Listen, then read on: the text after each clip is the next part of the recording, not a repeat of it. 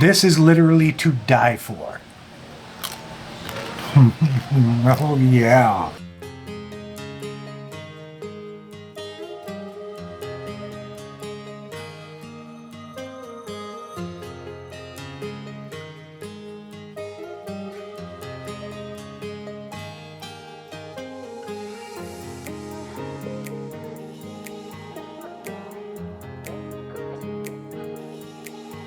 Hey everybody, as my time here in the Philippines comes to an end, I've sat back and I've thought about all of the spectacular and extremely underrated food that I've had here over the past year. So in today's video, I'm giving you 15 dishes that you have to try if you come to visit the Philippines. Keep in mind that these are just my own personal choices, and I've also got 5 honorable mentions for you. This is not a ranking, and I've left some exotic dishes off that I'm saving for another video. So drop your favorites in the comments down below.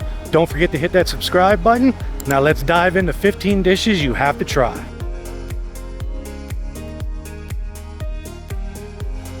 Gumbo is a traditional Filipino dish that features braised pork belly cooked in a sweet and savory soy-based sauce. The dish is characterized by its rich and flavorful taste, with a combination of sweetness from brown sugar or sometimes pineapple juice, and the savory umami flavor from the soy sauce. It often includes additional ingredients like garlic, star anise, and dried banana blossoms.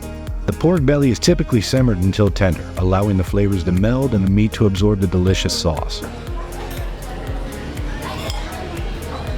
Super fatty. My God, that's good. It is commonly served with rice and is a favorite comfort food in Filipino households.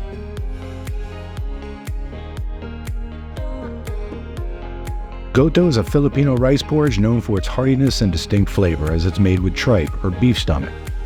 Rice porridge is essentially congee, and most countries you go to it is very bland. This is not the case in the Philippines. Goto here is simmered with ginger and garlic, and it is typically served with toppings like chopped green onions, crispy fried garlic, and occasionally hard-boiled eggs. Goto is characterized by the inclusion of tripe, giving it its distinct flavor. But it's literally like having in a bowl.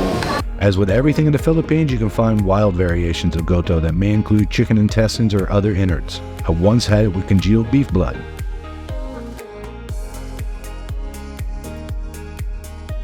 Kinilaw is a Filipino dish known for its use of raw seafood or meat, typically fish or shrimp, marinated in vinegar or citrus juices such as calamansi.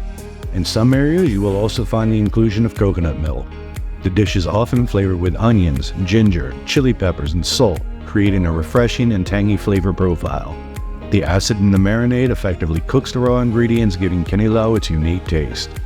It's a popular dish in Filipino cuisine, showcasing the country's love for fresh and vibrant flavors.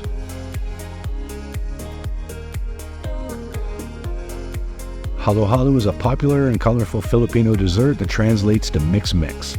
It's a refreshing concoction that combines a variety of ingredients to create a delightful medley of flavors and textures. The dessert typically consists of shaved ice layered with an assortment of ingredients such as sweet fruits, jellies, and beans, root crops like taro and purple yam or ube. Here, Jeff.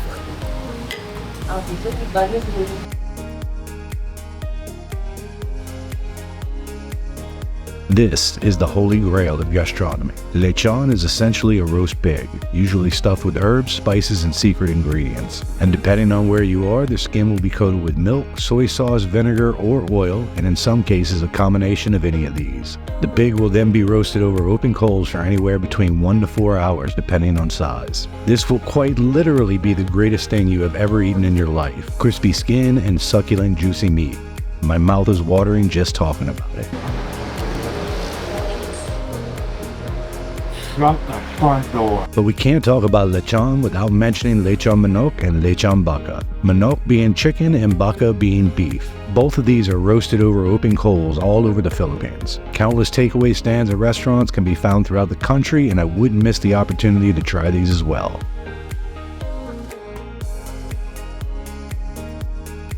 Caldereta is a Filipino stew known for its rich and flavorful taste. The dish typically features meat, often goat or beef, braised in a savory tomato-based sauce with a variety of ingredients such as potatoes, carrots, bell peppers, olives, and sometimes liver spread and peanut butter. Just delicious. Wow. The combination of these ingredients creates a hearty and delicious stew. Caldereta is a popular dish in Filipino celebrations and gatherings, and its preparation can vary across regions, with different regions having their own unique twists and variations. It is known for its bold flavors and is almost always enjoyed with steamed rice. Tuso translates to po. It is called this because everywhere you go in the Philippines, you will find roadside vendors frying up delectable little treats where you grab your skewer and poke out of the hot oil the items that you want. Some of these items include kwek or deep-fried quail eggs, squid balls, fish balls, chicken balls, and kikiam, the latter being a meat roll usually consisting of pork and shrimp. After you tuso the items you want, you pour on a little vinegar and sweet sauce and enjoy. Tuso is a super cheap snack where you can get 3 to 5 pieces for around 20 pesos, which is less than 50 cents. If you're feeling brave, you can even find balut-style kwek. Balut, of course, is a fertilized duck egg with the embryo still inside. These are fantastic.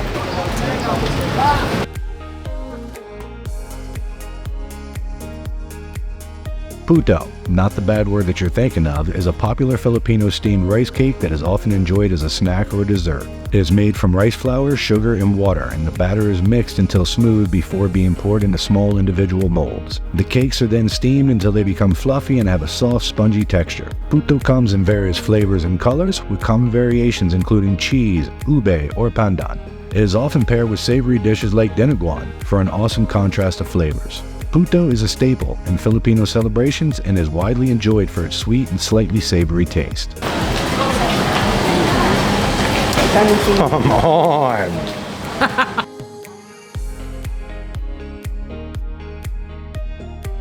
Kare is a classic Filipino stew known for its rich and savory peanut sauce. It's a traditional dish that often features oxtail, tripe, and various vegetables. The peanut sauce is the star of the dish, providing a unique and flavorful element. Plenty of sauce. Let's get a lot of the sauce. Kare is typically served with bagoong, which is a fermented shrimp paste on the side. This condiment adds a salty and umami kick that complements the richness of the peanut sauce. Stop it. It's always enjoyed with a side of white rice, and its distinct flavors make it a dish you won't want to miss on your visit to the Philippines.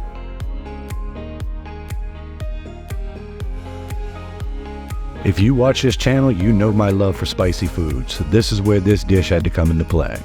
Bicol Express is a spicy Filipino dish that originated from the Bicol region in the Philippines. It is known for its intense heat and flavorful combination of pork, coconut milk, and chili peppers. The main ingredients of Bicol Express typically includes pork belly or shoulder, coconut milk, shrimp paste, or bagoong, garlic, onions, and a generous amount of long green chilies. The pork is stewed in coconut milk, and the dish gets its heat from the fiery chilies. The result is a creamy and spicy concoction that's loved by those who enjoy bold and intense flavors. Kansi is a Filipino dish that originates from the Negros Occidental region, and you will have a hard time finding it outside of this area. Often described as a cross between sinigang, which is a tamarind-based soup, or bulalo, which is a beef marrow stew. Kansi is known for its rich and tangy broth, typically made with green jackfruit, chili peppers, and batuan, which is a fruit native to western Visayas. The main protein used in kansi is beef shank and marrow bones, which are slow cooked until tender. Kansi is distinguished by its sour taste thanks to the batuan, creating a unique flavor profile that sets it apart from other Filipino soups. Oh my God. If you can't make it to Visayas, you can always find bulalo or puchero throughout the country, which are both also amazing.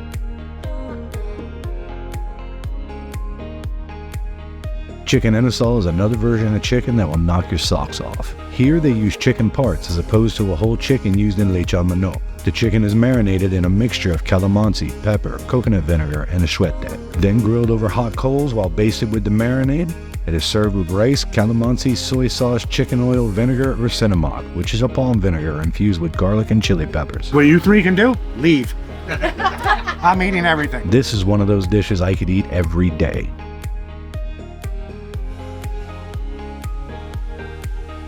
Filipino silog refers to a popular and delicious meal combination in Filipino cuisine. The term silog is a combination of two words, siningag for garlic fried rice and itlog, which is egg. The meals typically consist of a protein source where you will add another word to the silog, such as tocino or tosilog. which is a sweet cured pork. Tapa or tapsilog, which is marinated beef. Longanizo or longsilog, which is a Filipino sausage. And bangus or bangsilog, which is a milkfish. Silog is always served with garlic fried rice and fried eggs. You will soon discover that absolutely nothing goes to waste in the Philippines, and that includes your leftovers. Last night's dinner often becomes the next day's breakfast in the form of a silog meal, and it is delicious. Is it delicious?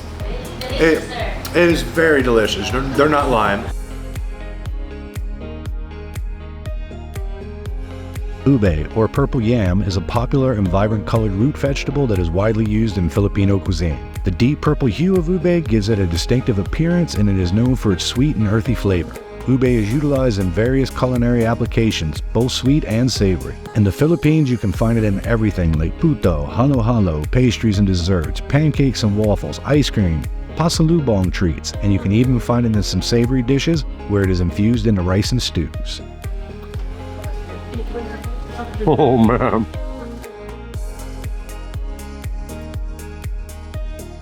The traditional version of sisig features pork face, snout, ears, and chicken livers as the protein, and pig brains for creaminess. But relax, more often than not when you find it, it will be chopped pork belly that they make it from and mayonnaise in place of the pig brains. Usually cooked and served on a sizzling cast iron plate with ingredients such as soy sauce, vinegar, onion, garlic, and chilies, then served with rice.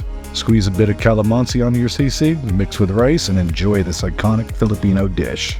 It's just one of these dishes that I really love here in the Philippines. Oh, it's good. Now a couple of honorable mentions.